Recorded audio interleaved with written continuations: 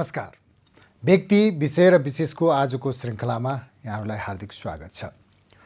आदरणीय दर्शकवृन्द, यो महामारीको बीचमा सबैभन्दा असर परेको र दूरदराजदेखि सहरसम्म एउटा अभिभावक र घर परिवारलाई छोएको विषय हो शिक्षा। र यो शिक्षा प्रणाली हाम्रो जसरी अगाडि बढिरहेको थियो, यो महामारीको बीचमा हामी त्यसमा प्राविधिक रूपमा पनि सफल हुन सकेनौँ र महामारीका बीचमा शिक्षा क्षेत्रलाई कसरी सुदृढ बनाउने र कसरी निरन्तरता दिने भन्ने कुराहरूको योजना पनि बन्न सकेन। त्यसैले अस्तव्यस्त रह्यो शिक्षा क्षेत्र। अहिले पछिल्लो समय विद्यालयहरू खुल्न थाले, विद्यार्थीहरू विद्यालय जान थाले भन्ने जुन खबरहरू प्राप्त भइरहेको छ, यो खबरले महामारीका बीच कतिको सुरक्षित छन् विद्यार्थीहरू भन्ने प्रश्न एकातिर छ भने व्यवस्थापकीय क्षेत्र त्यति सबल भइसकेको भन्ने खबरहरू प्राप्त भएको छैन। त्यसैले पनि असन्तुष्टिहरू पोखिन थालेका छन्। आज हामी शिक्षा क्षेत्रका बारेमा कुराकानी गर्छौँ नेपाल अभिभावक सङ्घका अध्यक्ष सुप्रभात भण्डारीसँग। आउनुहोस् उहाँलाई स्वागत गरौँ। सुप्रभातजी, स्वागत छ कार्यक्रममा। धन्यवाद, नमस्कार। अहिले यो पछिल्लो समय विद्यालयहरू खुल्न थाले र विद्यालयहरू खुलिसकेपछि ती विद्यालयमा पढ्न आउने विद्यार्थीहरू सुरक्षित रहेनन्, सङ्क्रमित हुँदै गए भन्ने खबरहरू प्राप्त भएको छ। के हो, तपाईँहरूको अनुगमन नपुगेको कि तपाईँ शिक्षा क्षेत्रमा आबद्ध भएको नाताले तपाईँको पहुँचमा भएको जानकारी के छ? धन्यवाद केदारजी, महत्त्वपूर्ण प्रश्नको लागि। सर्वप्रथम यो कोरोनाको महामारीको बेला भएको कारणले यस वर्षको शैक्षिक सत्र अलमल परेको कुरा हामी सबै जानकार छौँ। यसबीचमा हाम्रा शिक्षा मन्त्रालयले यो 5 महिनाको बीचमा, यद्यपि शैक्षिक सत्र विद्यालय तहको शैक्षिक सत्र वैशाखमा सुरु हुने कुरा हामी सबैलाई थाहा छ। जब नेपालमा कोरोनाको सङ्क्रमण 4-5 जना 6 जना हुँदाखेरि नेपालको 10 कक्षाको एसएलसी परीक्षा, एसई परीक्षा रोकिएको सरकारले, एक दिन अगाडि रोकेको सरकारले सङ्क्रमण फैलिन सक्छ भन्ने सम्भावना भएको हुँदाखेरि अहिले आएर बिचमा 5 महिनाको बीचमा सरकारले 3वटा मार्गचित्र विभिन्न नाममा, निर्देशिका, कार्यढाँचाका नाममा जारी गर्यो र अहिले पछिल्लोचोटि विद्यालयलाई भौतिक रूपमै खोल्न सक्ने गरेर खोलिदिन सक्ने प्रकारको एउटा मार्गचित्र भनौँ अथवा एउटा कार्यढाँचा जारी गर्यो। यसले झन् अन्योल र अस्थिरता सिर्जना गरेको छ। पछिल्लो पटक तपाईँले सुन्नु नै हो, हुम्ला जस्तो जिल्लामा जहाँ सङ्क्रमण जोखिम कम थियो त्यो ठाउँका विद्यालयहरूमा विद्यार्थीहरू सङ्क्रमित भए, त्यहाँ विद्यालय सञ्चालन भइरहेको थियो, त्यहाँ विद्यार्थीहरू सङ्क्रमित भएर चाहिँ विद्यालय बन्द गर्नुपर्ने अवस्था आयो। अहिले काठमाडौँ उपत्यका लगायत देशका सहरी क्षेत्रमा कोरोनाको सङ्क्रमण अत्यन्त जोखिमयुक्त पुग्न गएको छ र त्यसको भएको अवस्था, भयावह अवस्थामा हामीले के चाहेका थियौँ भने विद्यार्थीहरूको सिकाइ सहजीकरण होस्, सिक्ने धेरै बाटाहरू छन्। डिस्टेन्स मोडबाट, दूर शिक्षाको प्रणालीबाट, अनलाइन शिक्षाबाट, अफलाइन मोडमा रेडियो टेलिभिजनबाट, विभिन्न माध्यमबाट गर्न सकिन्थ्यो। त्यो कुरा सरकार आफैले पनि असारमा शिक्षण सिकाइ सहजीकरण निर्देशिका जारी गर्यो। त्यसको 3 महिनामा अर्को निर्देशिका जारी गर्यो। त्यसको 1 महिना पछाडि कार्तिक 20 गते तिहारको अगाडि फेरि अर्को कार्यढाँचा जारी गर्यो, जसले गर्दा अन्योलता सिर्जना गरिदियो। हामी शिक्षण सिकाइ सहजीकरण होस् भन्ने नै चाहन्छौँ, तर यसको अर्थ ज्यानभन्दा ठुलो कुराहरूको केही पनि हुँदैन। होइन, तपाईँहरू पनि शिक्षा मन्त्रालय र शिक्षासँग आबद्ध सङ्घ सङ्गठनहरूसँग नजिक हुनुहुन्छ। उहाँहरूलाई आवश्यक पर्दा तपाईँहरू त्यहाँ पुग्नुहुन्छ, तपाईँहरूलाई बोलावट हुन्छ, सरसल्लाह हुन्छ। यस्तो संवेदनशील विषयमा विद्यालय सञ्चालन गर्ने, दूर शिक्षाको प्रणालीलाई अवलम्बन गर्ने र त्यो पहुँच कतिको छ भन्ने अनुगमन त हुनु पर्यो नि। त्यसको कखरा त बुझ्नु पर्यो नि। त्यो बुझिकन निर्णय गरेर त्यसको फल त प्राप्त हुँदैन होला। त्यो ज्ञान त तपाईँहरूले पनि त दिनु सक्नु पर्थ्यो, त्यो सल्लाह त तपाईँहरूले पनि दिनु पर्थ्यो नि शिक्षा मन्त्रालयलाई। धन्यवाद केदारजी, एकदम राम्रो प्रश्न गरिदिनु भयो। हुनसक्छ हाम्रा पनि कमी कमजोरी कतै होलान् होइन। अब हामीले नि संस्थागत रूपमा गर्ने, एडभोकेसी गर्ने कुरा गर्ने, यो सरकारको शिक्षा मन्त्रालयको नेतृत्व करिब करिब असफल भएको अवस्था छ। म तपाईँलाई बताउँ, तपाईँले सोधेको प्रश्नको उत्तर यो हुनसक्छ कि हामी सरकारवालासँग यो पछिल्लो कार्यढाँचा जारी गरुन्जेलसम्म कुनै सरकार छलफल भएको अवस्था छैन। अर्थात् शिक्षा मन्त्रालय आफैमा विज्ञता भएको अवस्था जस्तो देखिन्छ। यद्यपि शिक्षा मन्त्रालयमा राम्रा मान्छेहरू व्यक्तिहरू पनि हुनुहुन्छ, तर शिक्षा मन्त्रालयको नेतृत्व गर्ने जो मन्त्रीजी हुनुहुन्छ उहाँको रवैया अथवा उहाँको गतिविधिका कारणबाट मलाई लाग्छ। मैले फेरि पनि तपाईँलाई दोहोऱ्याउन चाहे, 1 वर्षको शैक्षिक सत्र, यो 2077 को शैक्षिक सत्र अलरेडी कोल्याप्स भइसक्यो, घोषणा गर्न मात्र बाँकी हो। 77 सालको शैक्षिक सत्रलाई 78 सालको कहिलेसम्म गरेर टुङ्ग्याउने भन्ने कुरामा स्पष्ट मार्गचित्र अहिलेसम्म पनि छैन। त्यो नभइसकेको अवस्थामा विज्ञहरूसँग सरकारवालाहरूसँग छलफल गर्नु जरुरी हुन्थ्यो। त्यो छलफल हामीले देखेका छैनौँ, त्यो पाएका छैनौँ। त्यसैले नपाउँदाखेरि एकोहोरो सरसल्लाह दिने कुरा त हामीले दिइरहेका छौँ। त्यो सरसल्लाह कसैले माग्दैन, तर हाम्रो सरसल्लाह सुन्ने कसले हो, त्यो समस्या भएको छ। त्यसैले हामी राम्रो काम गरेको अवस्थामा त सरकार शिक्षा मन्त्रालय सबैले सहयोग गर्न तयार छ, अहिले पनि गर्न तयार छ। तर यसको अर्थ यो होइन शिक्षा मन्त्रालयका नेतृत्वले आफू खुसी ढङ्गबाट जे मन लाग्यो त। फेरि बताउँछु म तपाईँलाई, वैशाखदेखिको अहिले कार्तिक महिना, अब मङ्सिर महिना लाग्यो, यो 5 महिनाको बिचमा 3वटा मार्गचित्र निर्देशिकाहरू जारी भयो। किन गरेको त्यो कुरा? एउटा भए पुग्थ्यो होला। हाम्रो शैक्षिक क्यालेन्डरलाई स्पष्ट गर्ने कुरा, संसारका अनुभवहरूलाई हेरौँ, शैक्षिक क्यालेन्डर प्रभावित भएका छैनन्। कोही देशहरूले मात्र यसो गरे, हाम्रो देश गरिबीमा होला। यही सरकारले पनि असार महिनामा यो वैकल्पिक पद्धतिबाट शिक्षण सिकाइ गर्ने भन्यो, त्यो सफल हुन सकेन।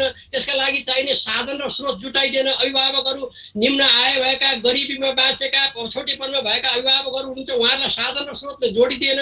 शिक्षा मौलिक हक हो, संविधान प्रदत्त हक र अधिकार हो, त्यहाँ जोड दिने कुरामा सरकार निःशुल्क शिक्षा भन्छ। अनि शिक्षा दिने कुरामा सरकार मानिलिनु शिक्षा अनलाइन कक्षामा जानु पर्यो, डाटा किन भन्छ। अनि त्यसपछि गएर किनिदिने डिभाइसहरू, उहाँहरूसँग प्रविधि जोडिने प्रविधि र पुल छैन। यावत कुराहरू छ जहाँसम्म तपाईँको प्रश्नमा केन्द्रित सरकारले हामीसँग छलफल गरेको अवस्था छैन। हामीलाई दुःख लाग्छ, राम्रो गरेको अवस्था हामी सपोर्ट गर्न चाहन्छौँ। र तपाईँको महत्त्वपूर्ण सुप्रभातजी, यो महत्त्वपूर्ण कुरा तपाईँले उठाइदिनु भयो कि सरकारले सरकारवाला निकायहरूसँग, सरकारहरू विज्ञसँग समन्वय गरेन र हठात यो 3-3वटा जुन सूचना जारी गरेको छ, यसले शैक्षिक सत्र, यो 1 वर्षको शैक्षिक सत्र नै कोल्याप्स हुने भन्ने कुरा तपाईँको जुन आएको छ, यो संवेदनशीलताले त भोलि शैक्षिक क्षेत्र, हाम्रो समाज, त्यहाँबाट उत्पादन हुने शिक्षा क्षेत्रबाट उत्पादन हुने विज्ञहरू सबैलाई असर पर्ने भयो। समग्रमा मुलुककै शिक्षा नीतिलाई नै असर पार्ने भयो भनेपछि यति ठुलो संवेदनशील विषयमा किन आवाज उठाउन सकिएन, सम्बन्धित निकायसम्म किन पुगाउन सकिएन त? अब हेर्नुहोस् है, अब हामी यस्तो अलमलमा छौँ। एक त कोरोनाको महामारी छ, यो सबैले भोगेको पीडा हो। हुन त हामीले सरकारले यो ल्यायो भनेका छैनौँ, यो संसारमा आएको प्रत्याशित कुराहरू छ। तर पनि सरकारसँग त के हुनु पर्थ्यो भने स्पष्ट मार्गचित्र। फेरि भन्छु म तपाईँलाई, चैत्र 6 गतेको एसई परीक्षा रोक्न सक्ने सरकारले अनलाइन शुल्क नलिऊ भनेर घोषणा गर्ने सरकारले हात उठाउँदै गएर अहिले पछिल्लोचोटि आएर कार्तिक 20 गते जारी गरेको कार्यढाँचालाई यो स्थानीय सरकारको अधिकार हो, तपाईहरु विद्यालय खोल्दै जानुहोस्, खोल्न सक्नुहुन्छ भन्यो। अहिले हेर्नुहोस्, स्थानीय सरकारहरूले धमाधम विद्यालय खोल्न थाल्नु। हाम्रो आपत्ति कहाँनिर भने शिक्षा मन्त्रीजी नै सहकुलपति भएको, प्रधानमन्त्री कुलपति भएको विश्वविद्यालयहरू खुलेका छन्। विश्वविद्यालयहरू वयस्कहरू पढ्ने ठाउँ हो, जसको चेतनाको स्तर बढी हुन्छ। विद्यालयमा पढ्ने बालबालिकाहरू, शिशु कक्षा 3-4 वर्षदेखिका बालबालिकाहरू पढ्नुहुन्छ। उहाँहरू त्यो सक्षम हुनुहुन्छ, उहाँ सामाजिक दूरी मेन्टेन गर्न सक्नुहुन्छ, अथवा उहाँहरूलाई मास्क सेनिटाइजर युज गर्ने कुरामा हामी गर्न सक्छौँ। हाम्रा विद्यार्थीहरू, यहाँ नेपालका विद्यार्थीहरू कोरोना टेस्ट गर्ने किट हुन् र यिनका स्वास्थ्य सावधानी अपनाउनु पर्दैन। पहिला सबभन्दा ठुलो कुरा मान्छेको ज्यान हो, ज्यान जोखिममा राख्न सकिँदैन, विद्यार्थीलाई शहीद बनाउन सकिन्न। र हामीले फेरि पनि भनेका छौँ, भौतिक रूपमा पढाउन सक्ने ठाउँमा भौतिक रूपमा पढाउँ, जहाँ उच्च जोखिम छैन, संक्रमण छैन, पहाडतिर गाउँतिर थोरै विद्यार्थी छन् भने गर्दा भयो। जहाँ भयावह छ, जहाँ विद्यार्थीका सङ्ख्या धेरै छ, जहाँ संक्रमण बढी नै रहेको छ, यो दोस्रो यो के भन्छ श्रृङ्खला आउने चाहिँ यो कोरोनाको महामारी हुने कुराको हल्ला आइरहेको छ। विज्ञहरू त्यसो भन्छन्, हामी चाहिँ विद्यालय खोल्न जाने, हाम्रा पालिकाहरूले विद्यालय खोल्दै जाने, अनि विद्यार्थीहरूलाई जोखिममा राखेर चाहिँ टेस्ट गर्दै जाने हो र? पहिला हामीले भनेका छौँ युनिभर्सिटी खोल्दै ल्याउनुहोस्, युनिभर्सिटी हेरौँ, त्यसपछि ठुला ठुला विद्यालय विद्यार्थीहरू अहिले 12 कक्षाको परीक्षा दिएर हेरौँ, हामीले यसमा पनि धेरै किसिमका कमी कमजोरीहरू भएका, यसलाई रिभ्यू गर्नुपर्ने कुराहरू आएका छन्। हामीले सुनेका छौँ कतिपय विद्यार्थीहरू मनोवैज्ञानिक रूपमा त्रसित भएर कोरोना सङ्क्रमित भएका विद्यार्थीहरू पनि परीक्षामा सामेल भएका भन्ने कुरा अपुष्ट कुराहरू हामीले सुनेका छौँ। यस्ता जोखिमयुक्त अवस्थामा यो अनुगमन त सामूहिक रूपमा हुनुपर्थ्यो नि, होइन र सुप्रभातजी? अनुगमन त हामीले गरेको अनुगमनको कुराले एडभोकेसीको कुराहरू हामी सार्वजनिक रूपमा गर्न सक्छौँ भने अनुगमन त गर्ने काम त सरकारको हो, स्थानीय सरकारको। तपाईँले अहिले देख्नुभयो होला भर्खर एसी भएको छ, के अरे स्थानीय सरकारका व्यक्तिहरूले पनि जो जननिर्वाचित हुनुहुन्छ उहाँहरूले पनि गरिरहेको हामी सामाजिक सञ्जालमा देखिरहेका छौँ। त्यो विज्ञताले गर्नु पर्यो के। जनप्रतिनिधि हुँदैमा, मन्त्री हुँदैमा सबै विज्ञ हुँदैनन्, शिक्षा मन्त्री हुँदैमा शिक्षाविद हुँदैनन्, स्वास्थ्य मन्त्री हुँदैमा डाक्टर अथवा ठुलो किसिमको तपाईँको स्वास्थ्यको विज्ञ हुँदैनन्। यसका लागि चाहिने सरसामग्रीहरू विज्ञहरू यसका ज्ञाताहरूसँग छलफल गरेर राम्रोसँग गइयो भने त निकास निस्किन्छ नि। यसमा सुप्रभातजी, यसमा सरकारले गरेन, तपाईँले जब प्राथमिकताका साथ जीवन सबैभन्दा महत्त्वपूर्ण हो भनेर भनिरहँदा त्यो शिक्षालय चाहे त्यो निजी होस् चाहे त्यो सरकारी होस्, त्यो शिक्षालय चलाउने सञ्चालक समिति अथवा त्यसका चाहिँ अध्यक्ष गणहरूले पनि त त्यो संवेदनशीलतालाई बुझ्नु पर्थ्यो नि त, होइन? यो निजी र सरकारीको बिचको दूरीले, तिनीहरूको चाहिँ टकरावले यस्तो सिर्जना भएको हो कि अथवा सरकारले समन्वय गर्न नसकेको हो कि हामी कतै त्यहाँ चुकेका त होइनौँ?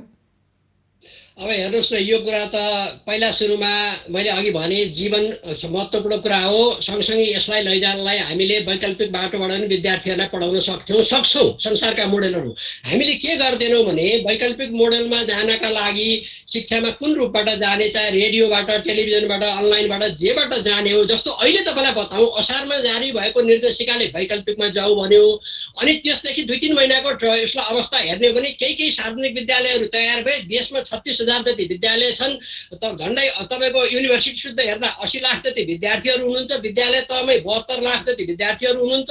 ती विद्यार्थीहरू अनलाइन अथवा अरू भर्चुअल पद्धतिमा आउनु भएन। 30-35% विद्यार्थीहरू मात्र मेन स्ट्रिममा हुनुहुन्छ अहिले पनि। अब 65% हुनुहुन्न। त्यस कारणले मैले अघि तपाईँलाई भने यो वर्षको शैक्षिक सत्र अलरेडी कोल्याप्स घोषणा गर्न मात्र बाँकी हो। 77 सालको शैक्षिक सत्रलाई 78मा कसरी जोड्ने भन्ने कुरा भने मैले।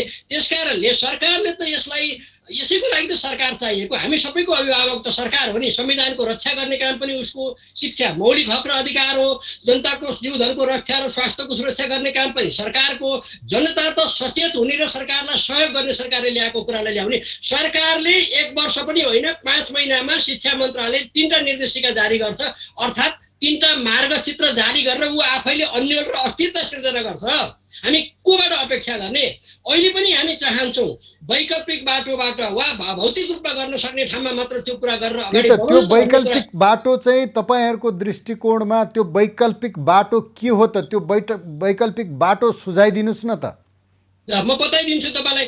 मैले भनेको होइन, सरकारले असारमा ल्याएको निर्देशिकामा 5वटा मोडबाट हामी पढाउन सक्छौँ भन्यो। अनलाइन, अफलाइनमा टेलिभिजन, तपाईँको रेडियो लगायतका कुराहरूबाट गर्न सकिने कुराहरू ल्यायो। त्यो कुरा अहिले हामी कुरा गरिरहँदाखेरि त्यो जारी भएको 5 महिनासम्म त्यो सफल हुन नसकेको किन भन्दा साधन र स्रोत जोड दिन सकेन सरकारले। सरकारले चाहिँ यो शिक्षालाई मौलिक हकमा राखेको छ र तपाईँलाई थाहा छ शिक्षा नेपालको संविधानको मौलिक हक धारा 31मा मौलिक हक र निःशुल्क अनिवार्य शिक्षा भनेको छ। अनि शिक्षा दिने कुरामा साधन र स्रोत जोडिदिएन।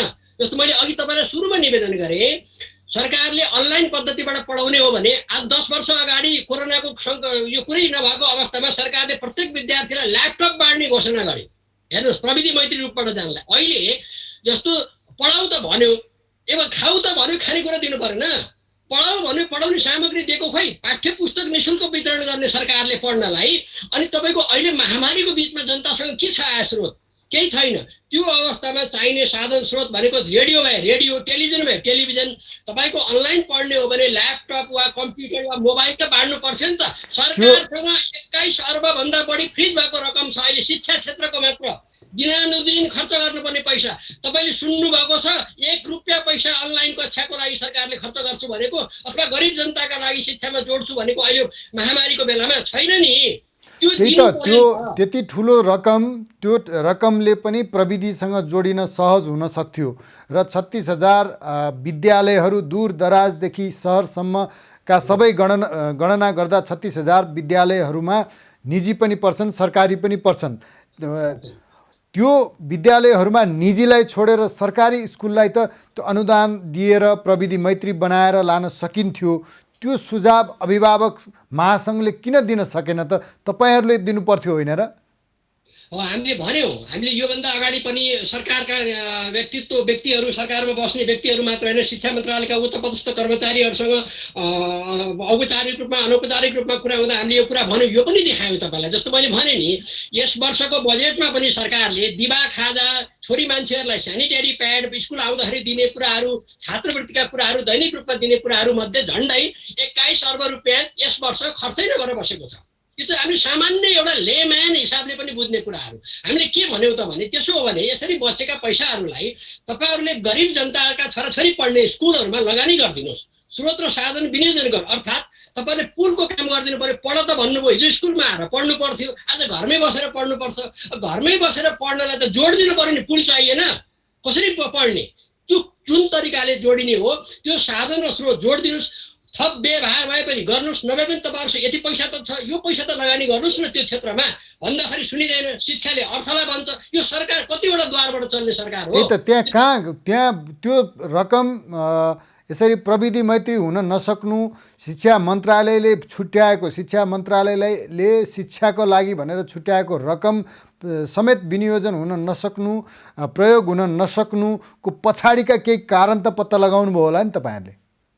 यो त के भने नेतृत्वको कुरा हो। पछाडिको कारण भनेको तपाईँको जो जिम्मेवारमा बस्नुहुन्छ, जिम्मेवारी ओदा हुन्छ, शिक्षा मन्त्रालयका नेतृत्वमा उच्च पदस्थ नेतृत्व, मन्त्रीजी लगायतका मान्छेहरू भन्नुहोस्, केही मान्छेहरू राम्रो हुनुहुन्छ होला, तर मन्त्रीजीको नेतृत्व अहिलेसम्म आउँदाखेरि तपाईँले समीक्षा गर्नुभयो भने पछिल्लो तहमा झन् भयावह भएर गयो शिक्षाको। म व्यक्तिगत रूपमा भनिरहेको छैन यो कुराहरू, तपाईँले देखिरहनु भएको छ। आँकडाले भन्छ हामी सबै अलमलमा परेका छौँ। एसी एक दिन अगाडि रोकिन्छ, एसीको कुरामा अलमल छ। अहिले यही वर्षको अब एसी गर्ने कि नगर्ने भन्ने कुरामा सरकार टुङ्गोमा छैन।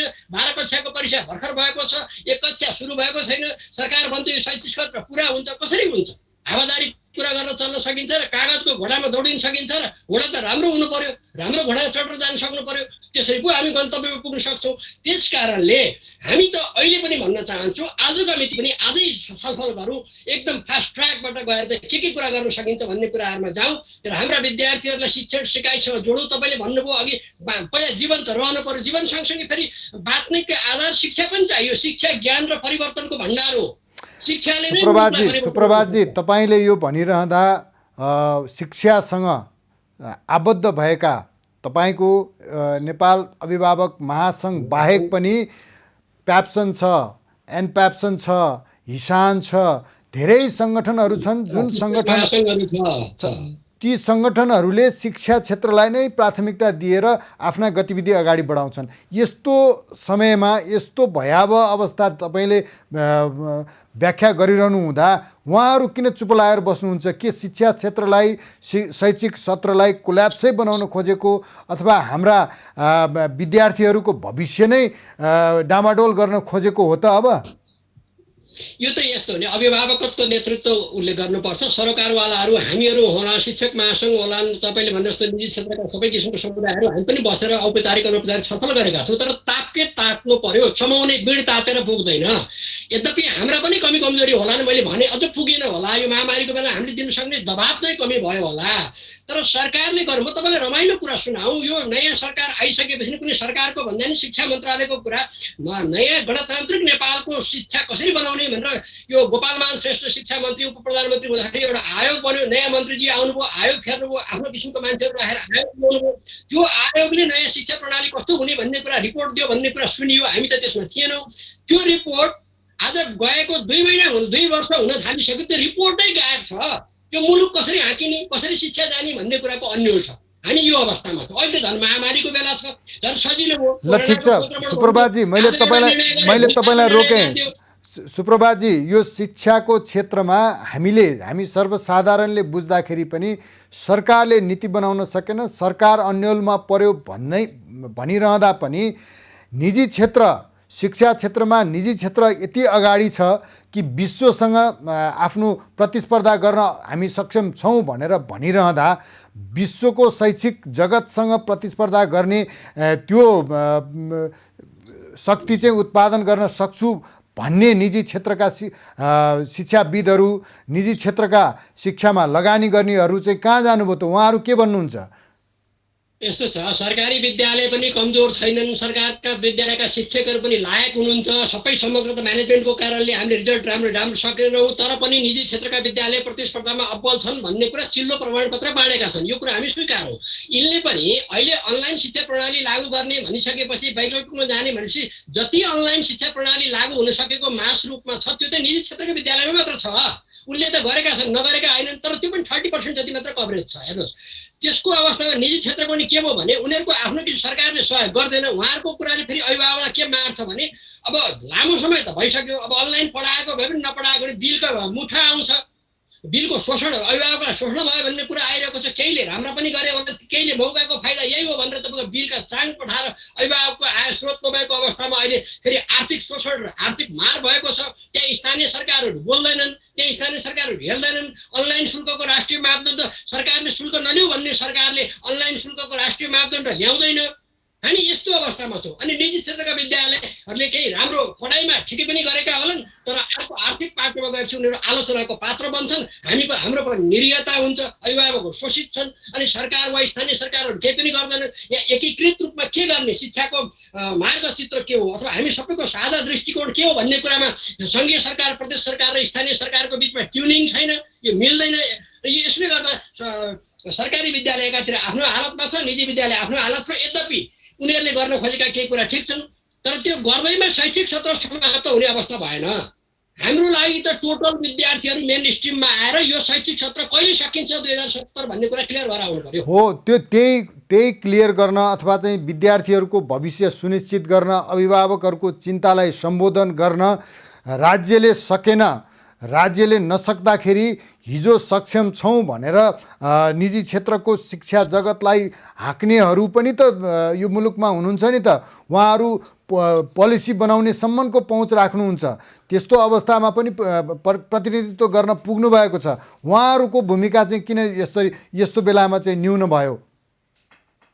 यो त हेर्नुहोस्, एक प्रकारले निजी क्षेत्रका मान्छेहरू केही राम्रा पनि हुनुहुन्छ र उहाँहरू शिक्षा नै व्यापारीकरणमा गयो भन्ने कुरामा हामी नै भनिरहेका छौँ। सरकारले व्यापारीकरणतिर उन्मुख गरिदिएको छ शिक्षालाई मौलिक हकबाट वञ्चित गरिदिएको छ। एकातिर संविधानले एउटा कुरा भन्छ, अर्कोतिर त्यही संविधानले निजी विद्यालय खोल्न पाइन्छ भनिदिएको छ। निजी विद्यालय बिस्कुट र चाउचाउ उद्योग जस्तो गरेर कम्पनीमा दर्ता भएर चलेका छन्। निजी विद्यालयलाई एक प्रकारले गाली गर्ने, साउजी भनेर गाली गर्ने किसिमका कुराहरू समाजमा विद्यमान भएको छ।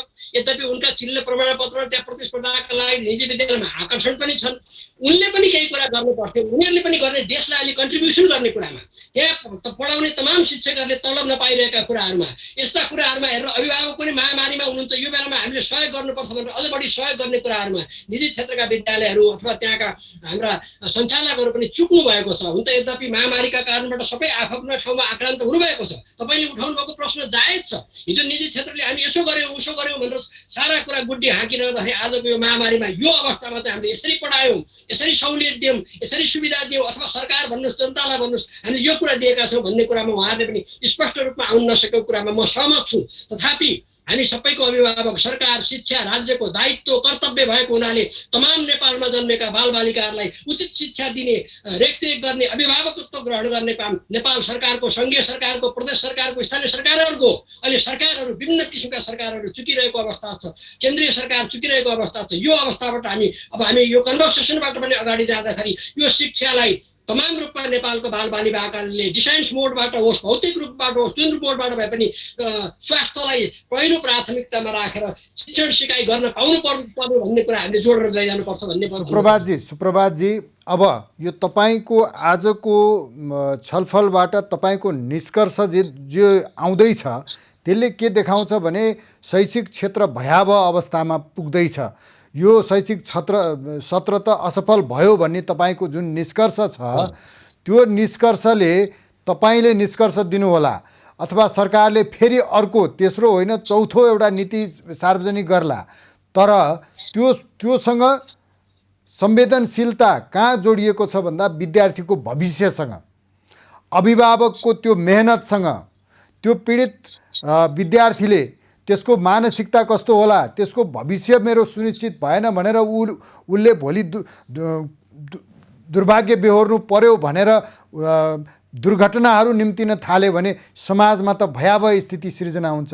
अब त्यसलाई निराकरण गर्न, त्यसलाई रोक्नलाई अब के गर्ने त? तपाईँहरूसँग उपाय के छन्? त्यसका उपायहरू तपाईँले कसरी सुझाउनु भएको छ? हो, तत्काल सरकारले आजै भोलि नै वार्ता, सर्वपक्षीय वार्ता, सर्वपक्षीय सकिन्छ भने हामी त यो पनि भनेका छौँ, सबै दलहरूलाई शुद्ध बोलाएर राष्ट्रिय स्वयंसेवक परिचालन गरेर कुन कुन विद्यार्थीहरू कहाँ छन्, कुन अवस्थामा छन्, कसरी पढाउन सकिन्छ, कसरी जोड्न सकिन्छ, त्यसतर्फ पनि जाउँ भनेर हामीले कुरा उठाएका थियौँ। अब अहिले के भन्न चाहन्छौँ भने अभिभावकहरू, शिक्षकहरू, निजी क्षेत्रकाहरू सबैसँग बसेर सरकारले विज्ञहरूसँग बसेर अब के गर्ने तत्काल, यो तेस्रो होइन चौथो जारी गर्नै पर्नेछ। त्यो चौथो जारी गर्नका लागि साझा दस्तावेज, साझा सहमतिका साथ र दूरदृष्टिका साथ हाम्रा नेपालीका विद्यार्थीहरू पेन्डेमिक महामारीका बिचमा पनि शिक्षण सिकाइमा संलग्न हुन्छन्, चाहे भौतिक रूपमा चाहे अप्रत्यक्ष रूपमा डिस्टेन्स मोडबाट हुन्छन् भन्ने कुराको एस्योरेन्स ग्यारेन्टी गर्नका लागि, त्यो मार्गचित्र बनाउनका लागि सबैको सहयोग सरकारले लिनु जरुरी छ। होइन एक्लै पुगेर ममा डेस्टिनेसनमा पुग्छ भने सरकार पुगिरहोस्, यसको परिणाम सरकार वा शिक्षा मन्त्रालयले भोग्नुपर्छ। अन्यथा यो कुराबाट गएन भने, एकाङ्की ढङ्गबाट जाने हो भने हाम्रा नेपाली विद्यार्थीहरू अहिले संसारको यो परिस्थितिबाट, विशिष्ट परिस्थिति, यो अस्वाभाविक परिस्थितिबाट पनि हामी बाँचेर अगाडि बढ्नु पर्नेछ। त्यो लर्निङ प्रोसेस गयो भने हेर्नुहोस्, एक दिन एक मिनट गयो भने मान्छेको जीवन बर्बाद हुन्छ। कसैको जीवन जोगाउनु छ भने एक मिनट पनि सकिँदैन। जीवनमा सिक्ने कुरा पनि त्यही हो। त्यो कुरालाई अवरोध आयो भने भोलि नेपालको भविष्यको लागि ठुलो एउटा अवरोध हुन्छ। त्यसकारणले सरकारले सर्वपक्षीय वार्ताका लागि, सर्वपक्षीय छलफलका लागि आजैबाट ढोका खोल्नुहोस्, हामी पनि तयार छौँ, हामी पनि सहयोग गर्न तयार छौँ। सुप्रभातजी, यो तपाईँ हाम्रो साक्षात्कारको बसाइमा हामीले उठाउन पर्ने महत्त्वपूर्ण अर्को पक्ष पनि के छ भने हामीले निजी विद्यालयका कुरा उठायौँ, सरकारी विद्यालयका कुरा उठायौँ, अभिभावकका कुरा उठायौँ, सरकारका कुरा उठायौँ। अर्को प्रताडित भएको वर्ग छ शिक्षक वर्ग। शिक्षक वर्ग पारिश्रमिक नपाएर आफै प्रताडित भएको गुनासोहरू आइरहेको छ। यो शिक्षकहरूको गुनासोलाई चाहिँ सम्बोधन कसले गर्ने? न विद्यालयले गर्छ, न सरकारले गर्छ, न अभिभावकले गर्छ। के शिक्षकहरू चाहिँ यसै गरी अलपत्र पर्ने? हेर्नु, सरकारी विद्यालयको शिक्षकको कुनै समस्या छैन। सरकारले तलब भत्ता बेहोरेका छन्। यद्यपि उहाँहरूले पढाउनु भएको छ छैन, म जान चाहन्न। पढाए पनि पाउनु भएको छ, नपढाए पाउनु। निजी क्षेत्रका विद्यालयहरूमा गएको मागदेखि पाउनु भएको छैन भन्ने गुनासो हामीले सुनेका छौँ। कतिपय निजी क्षेत्रका विद्यालयमा अभिभावकले तिर्दिएका छन् शुल्कहरू। यसमा पनि भ्रम नपरौँ हामी। तर यो महामारीमा संसारले के गरेको छ शिक्षामा एकचोटि हेरौँ त। अमेरिका हेर्नुहोस्, युरोप हेर्नुहोस्, नजिकको भारतै हेर्नुहोस्, सरकारले केही न केही सब्सिडी दिन सक्छ नि। नेपाली जनताका सरसरी हुन् शिक्षकहरू पनि, जसले पढाउनु भएको छ। उहाँहरूको पनि दाल भात तरकारी रोजीरोटीको कुराहरू छ। उहाँहरूलाई कि निजी क्षेत्रले गरोस्, कि निजी क्षेत्रलाई सहयोग गरिदियोस्, केही पनि लाग्दैन भने निजी क्षेत्रका शिक्षकहरूलाई पनि केही तलब भत्ता रकम पारिश्रमिक भनेर दिन सकिन्छ। यो दिन आपत्ति छैन। नागरिकका लागि, देशका नागरिकको लागि सरकारले यो गर्न सक्छ। त्यस कारणले अभावमा बाँचेका हाम्रा कतिपय निजी क्षेत्रका लाखौँ शिक्षकहरू हुनुहुन्छ, उहाँहरूको पनि यो कुराहरू संवेदनशीलतालाई ध्यानमा राखेर त्यो निकाय भनेको सरकारले समन्वय त गरिदिन सक्छ नि, आफूले केही कन्ट्रिब्युसन त गर्न सक्छ नि। त्यो कुरा गरिदियोस्, त्यसपछि बल्ल यो कुराहरूलाई राम्रो हुन्छ। नभए भोको पेटले शिक्षकले पढाउन सक्दैन, अथवा शिक्षकहरू पनि अर्को ढङ्गबाट तपाईँको आत्महत्याको बाटोमा जानुपर्ने स्थिति नआओस्। किन हामीले सुनेका छौँ शिक्षकहरूले धेरै ठाउँमा यस्तो कुराहरू अभिव्यक्त गर्नुभएको छ। तपाईँले महत्त्वपूर्ण कुरा उठाइदिनु भयो। ती शिक्षकहरूलाई नि सलाम गरेर उहाँका आधारका लागि केही न केही किसिमको राहत दिने किसिमको कुराहरू आओस् भन्ने कुरा म निवेदन गर्न चाहन्छु। सुप्रभातजी, समय दिनुभयो र महत्त्वपूर्ण विषयमा हामीले छलफल गऱ्यौँ। तपाईँको सक्रियता यो समस्या समाधान गर्नेतर्फ अभिभावक, विद्यार्थी, शिक्षक र लगानीकर्ता सबैको सहजताका साथ तपाईहरूले समाधान निकाल्नुहोस्। हामी तपाईहरूलाई शुभकामना दिन्छौँ र यो संवेदनशील विषय र शिक्षा जस्तो महत्त्वपूर्ण विषय तहस नहोस्, हामी त्यही चाहन्छौँ। त्यसैका लागि आज तपाईँसँग हामी साक्षात्कार गऱ्यौँ र तपाईँले महत्त्वपूर्ण समय दिनुभयो, त्यसका लागि धेरै धेरै धन्यवाद। धन्यवाद। मेरो तर्फबाट सबै आम श्रोताहरूमा धन्यवाद, नमस्कार भन्छु। तपाईँलाई धेरै धेरै धन्यवाद, आभार व्यक्त गर्छु। आदरणीय दर्शकवृन्द, आज हामीले समग्र शैक्षिक क्षेत्रको वर्तमान अवस्था र यो अवस्थाले भोलि निम्त्याउन सक्ने दुर्घटनाहरूका बारेमा छलफल गऱ्यौँ नेपाल अभिभावक महासङ्घका अध्यक्ष सुप्रभात भण्डारीसँग। यहाँले पनि हेरिदिनु भयो, यहाँलाई पनि धेरै धेरै धन्यवाद। खबरभित्रको खबरका लागि हेर्दै रहनुहोला एभेन्यूज खबर। नमस्कार।